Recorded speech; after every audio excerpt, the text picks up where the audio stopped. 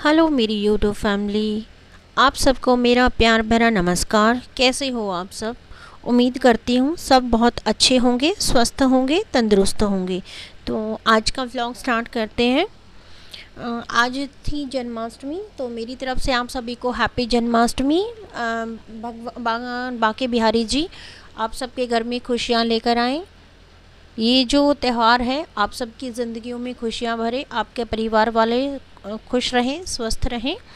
तो जन्माष्टमी में वैसे तो पूरा दिन जो होता है कि मेरा बहुत ही बिजी शेड्यूल होता है, क्योंकि मुझे बहुत सारी चीज़ें बनानी होती हैं और बाके बिहारी जी मेरे आराध्य देव हैं, तो उनकी पूजा मैं बहुत ही जो है वो ध्यान से करती हूँ। तो यहाँ पर इसलिए जो मॉर्निंग का काम ख़त्म करने के बाद मैंने अपने किचन को बिल्कुल क्लीन कर दिया था। सारी चीज़ों को बहुत अच्छे से मैं क्लीन कर रही थी, क्योंकि बाकी होता क्या है कि जैसे आफ्टरनून के बाद जो पूजा वगैरह के लिए जो भी चीज़ें बनती हैं, सारी चीज़ों के लिए तैयारी मुझे करनी होती है, तो मुझे समय नहीं मिल पाता है। फिर तो मेरी कोशिश यही रहती कि हर चीज़ को मैं बहुत अच्छे से क्लीन कर दूं, ताकि जो है मेरी पूजा में के जो भी मैं सामान पूजा के लिए बनाऊं उसमें कोई भी जो कमी है वो मुझसे ना रहने पाए। तो इसी का सोचकर मैंने स्लैब वगैरह जो है ना, वो टाइल्स वगैरह सब कुछ A to Z चीज़ जो किचन की थी वो मैंने बहुत अच्छे से अपने रूटीन वर्क ख़त्म करने के बाद क्लीन कर दी थी। तो अब क्योंकि होता क्या है कि मुझे जो प्रसाद वगैरह होता है और जो भोग के लिए जो भी मैं मीठा बनाती हूँ वो सब मैं घर पे ही बनाती हूँ, बाहर से नहीं लेकर आती हूँ। क्योंकि मेरी कोशिश यही रहती है कि जितना हो सके चीज़ों को अच्छे से अगर आपको करना है तो आप अपने सामने ही अपने हाथों से उसे करें, तो जो क्लीनिंग होती है उसका हम ध्यान रख पाते हैं। सारी चीज़ें जो है ना बिल्कुल हमारे सामने होने की वजह से उसमें हमारे मन में जो ना ये दुविधा नहीं रहती है कि पता नहीं कैसे हाथों से बनाया गया है, कैसा है, साफ़ है नहीं है, वो वाली चीज़ें जो है ना वो नहीं रहती हैं। तो इसी चीज़ का ध्यान रखते हुए मैं कोशिश करती हूँ जब भी कोई स्पेशल डे होता है तो उसको उसमें जो भी चीज़ें बनाई जाएँ, स्पेशली भोग के लिए जो चीज़ें बने उसको मैं अपने हाथों से ही बनाऊँ। तो यहाँ पर मेरी जो क्लीनिंग थी वो ऑलमोस्ट डन हो चुकी थी। उसके बाद जैसे मैं नहाने वगैरह चली गई थी, तो नहाने के बाद मैंने आलू जो है ना वो बॉईल करके रख लिए थे। तो अब ये जो था, अब की जो टाइमिंग है करीबन 3 o'clock की टाइमिंग है, जब मैं यहाँ पर सब्ज़ी की तैयारियाँ कर रही हूँ। तो मुझे बनाना था आज आलू और टमाटर की जैसे भंडारा स्टाइल जो सब्ज़ी होती ना, मुझे वो बनानी थी।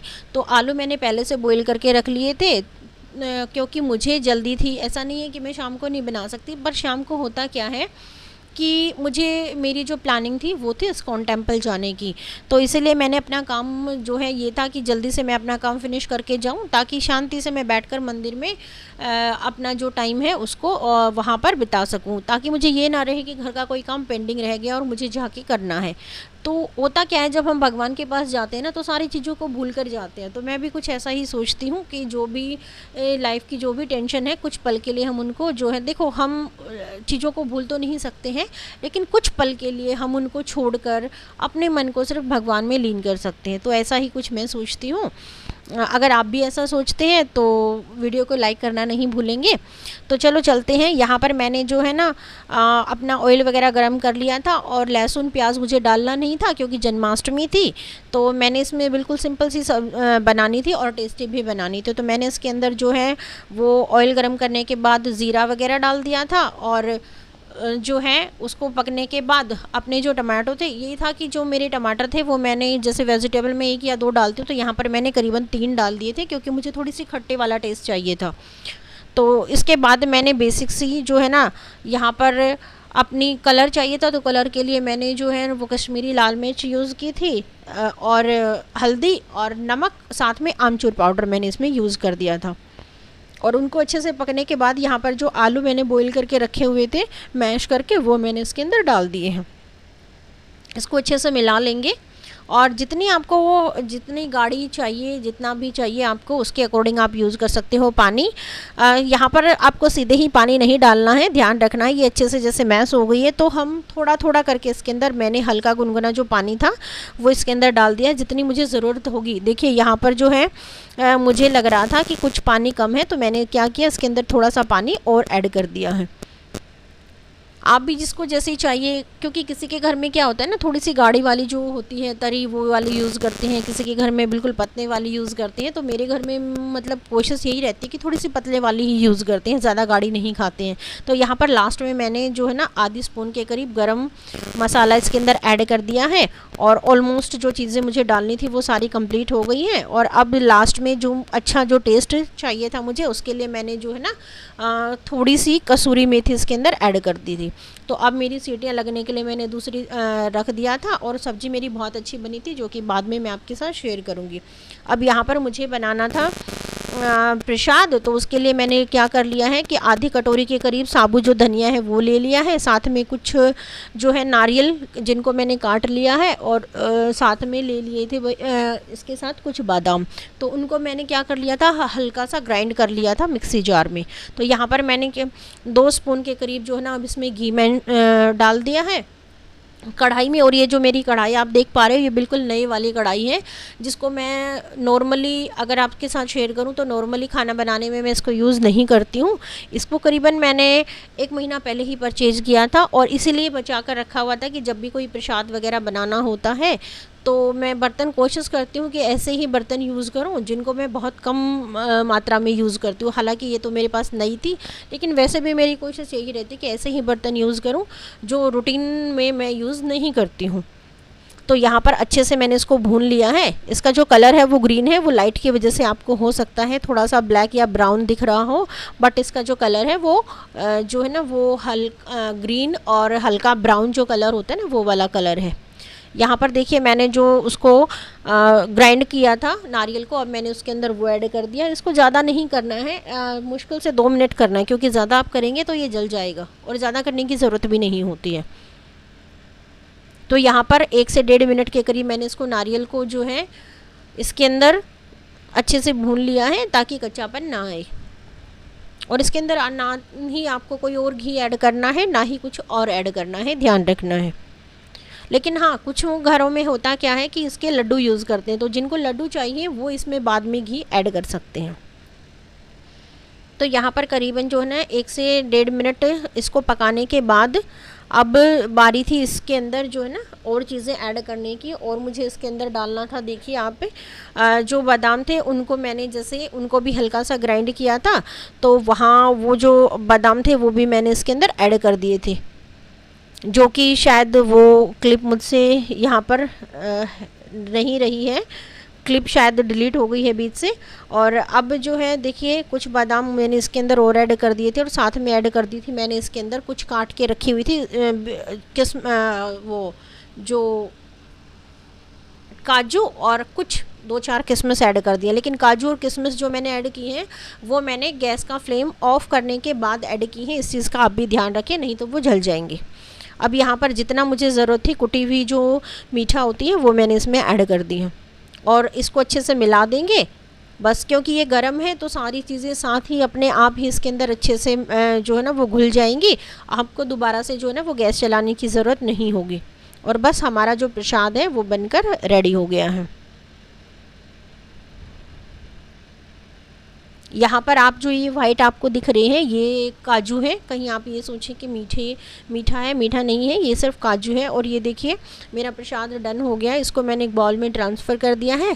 और अब तुलसी पत्ता मैंने इसके अंदर ऐड कर दिया, क्योंकि तुलसी पत्ते के बिना जो होता है ना हमारा प्रसाद अधूरा होता है। कभी भी कोई भी चीज़ जिसका आप भोग लगाने जा रहे हो बाकी बिहारी जी को, उसको कभी भी आप तुलसा के बिना भोग नहीं लगाएं, इस चीज़ का आप विशेष ध्यान रखें। और बाकी जो था वो मैंने अलग बॉल में ट्रांसफ़र कर दिया था। तो यहाँ पर अब बनाने थे मुझे भोग के लिए लड्डू बनाने थे, क्योंकि ये तो हुआ प्रसाद, तो भोग के लिए आपको किसी न किसी मिठाई की भी ज़रूरत पड़ती है। तो मैंने सोचा आज यही था कि जल्दी से जल्दी बनने वाली चीज़ बनाया जाए, क्योंकि मुझे मंदिर जाना था। तो मैंने यहाँ पर कुछ घी करीबन जो है ना वो 3 से 4 स्पून के करीब मैंने, छोटे वाली जो स्पून होती है ना वो घी इसके अंदर डाल दिया था। और साथ में जो है ना एक जो मेरे पास ये बड़े वाली जो बाउल होती है इसके करीब मैंने इसके बेसन का मेजरमेंट किया था, तो वो मैंने इसके अंदर बेसन डाल दिया था। अब इसको अच्छे से मिला लेंगे। स्टार्टिंग में जो घी था वो मैंने करीबन 3 के करीब डाला था, स्पून के करीब, लेकिन यहाँ पर देखिए लास्ट में जैसे 4 से 5 हो गया था। कारण क्या है कि मैंने 2 को बाद में डाला था, क्योंकि मुझे यहाँ पर घी कुछ कम लग रहा था, तो मुझे लगा कि मुझे थोड़े से और घी की आवश्यकता है। और ये जो घी है वो घर वाला घी है, जो कि कम डालने के बाद भी काफ़ी अच्छा और रिच जो लुक होता है ना वो आपको देता है। तो अब बहुत अच्छे से मैं घी इसके अंदर मेल्ट होता जाएगा और साथ साथ जो है ना मैं इसको चलाती रहूँगी। अब यहाँ पर अगर आप बेसन के लड्डू बना रहे हैं, आई होप सबको आते होंगे क्योंकि बहुत इजी होते हैं, लेकिन मैं अगर अपनी बात करूँ तो इसमें होता क्या है कि बेसन के लड्डू जब भी आप बना रही हो तो बेसन को आपको छोड़ना नहीं है।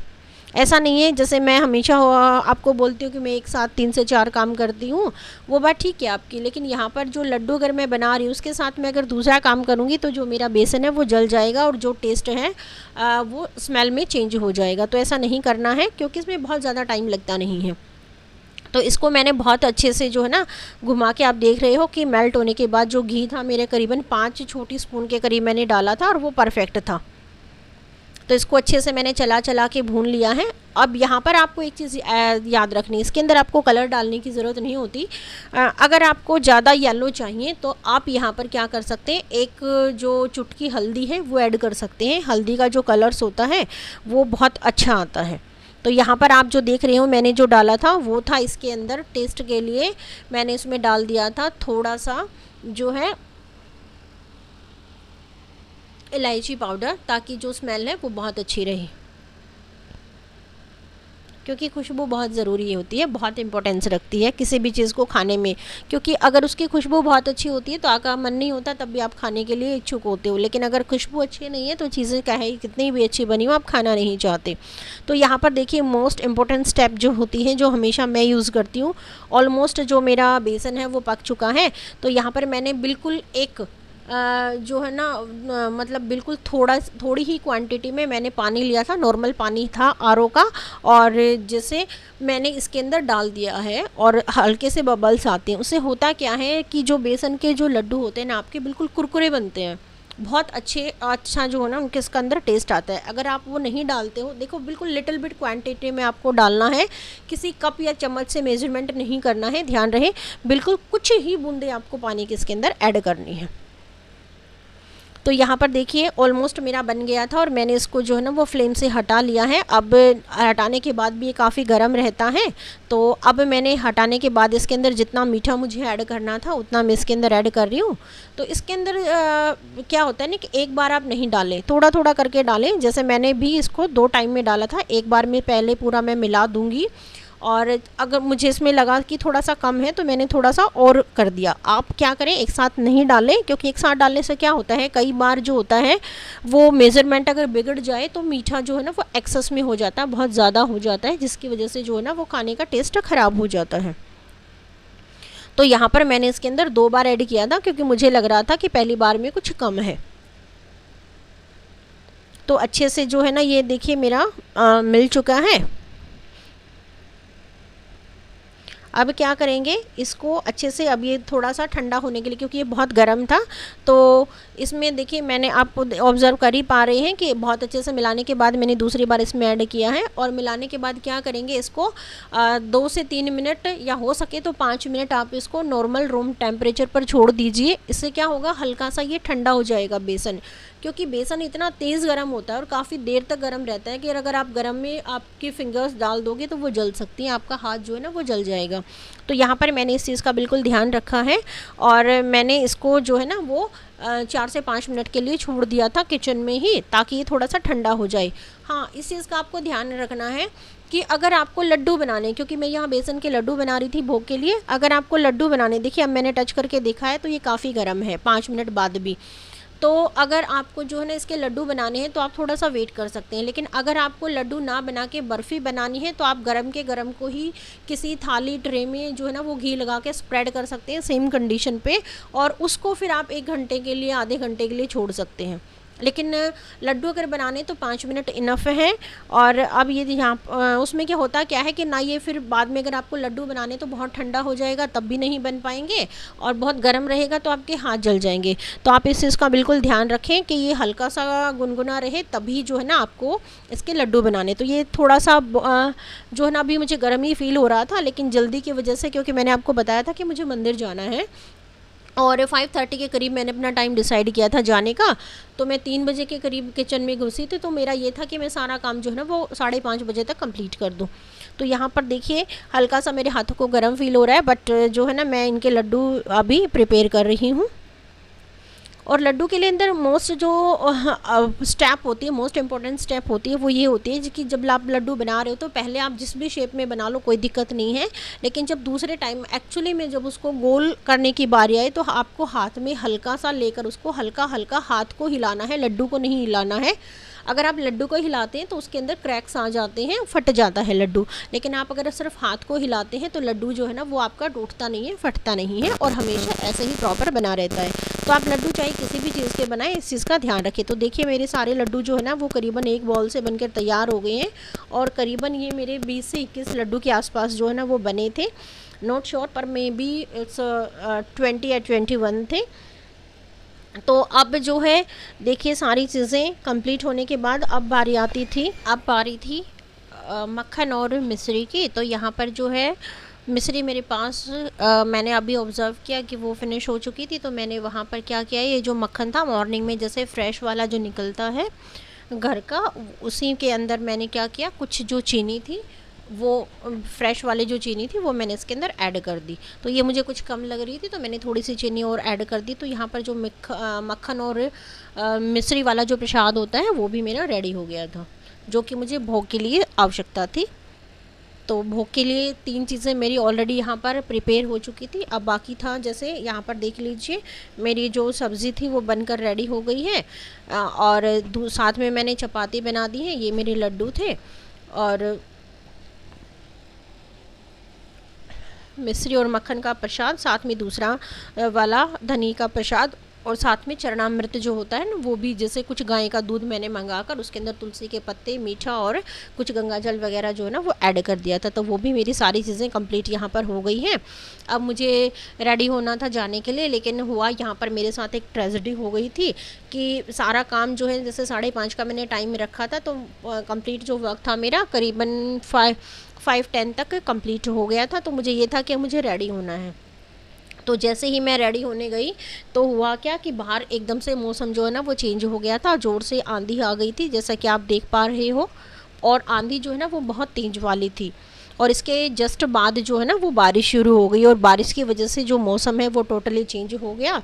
तो घर वालों ने, जैसे अब की बार मुझे जाना था, ऑटो से जाना था, वैसे हर साल मैं जाती हूँ इस्कॉन टेम्पल भगवान बांके बिहारी जी के दर्शन करने के लिए, लेकिन अब की बार होता क्या है कि हुआ क्या था कि मुझे जो है ना किसी और के साथ जाना था, क्योंकि विकेश जो मेरे साथ नहीं जा रहे थे, उनको जो है ना दांत वगैरह में काफ़ी प्रॉब्लम हो रखी थी, स्वेलिंग आ रखी थी फेस पे, तो उनके लिए ड्राइविंग करना पॉसिबल नहीं था।